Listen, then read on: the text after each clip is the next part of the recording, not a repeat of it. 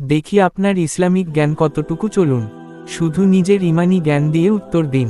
প্রশ্ন 1, লাইলাতুল কদরের ইবাদত করা কত মাসের ইবাদত করার সমান? এ 100 মাস, বি 1000 মাস, সি 10,000 মাস।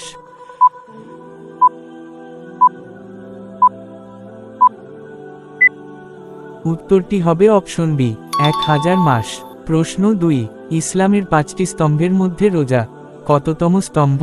এ দ্বিতীয়, বি তৃতীয়, সি চতুর্থ। সঠিক উত্তরটি জানার আগে ভিডিওটি লাইক করুন।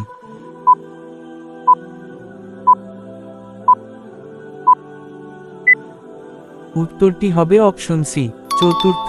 প্রশ্ন নম্বর 3, কোন বিশেষ কারণে রোজা ভেঙে গেলে তার পরিবর্তে একটানা কয়টি রোজা রাখতে হয়?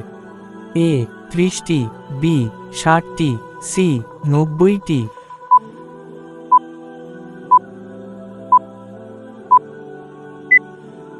উত্তরটি জানার আগে এই হাদিস তো শুনুন।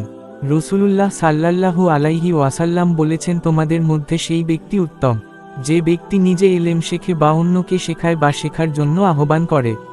তাই ভালো জ্ঞান নিজে শিখুন ও অন্যকে শেখার জন্য শেয়ার করে আহ্বান জানান। হয়তো এই একটি শেয়ার আপনার জন্য সাদগাই জারিয়া হয়ে যেতে পারে ইনশাআল্লাহ।